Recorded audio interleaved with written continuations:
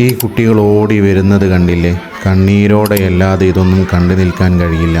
ഭക്ഷണവുമായി അവരുടെ ഗ്രാമത്തിലെത്തുമ്പോൾ പ്രതീക്ഷയോടെയുള്ള ഓട്ടമാണ്. സുഹൃത്തുക്കളെ, കഴിഞ്ഞ വീഡിയോയിൽ നിങ്ങൾ സഹായിച്ചപ്പോൾ അതൊരുപാട് പേരിലേക്ക് നിങ്ങൾ അയച്ചു കൊടുത്തപ്പോൾ എത്ര ഗ്രാമങ്ങളിലാണ് കുട്ടികൾക്ക് രുചികരമായ ഭക്ഷണം കിട്ടിയതെന്നറിയോ?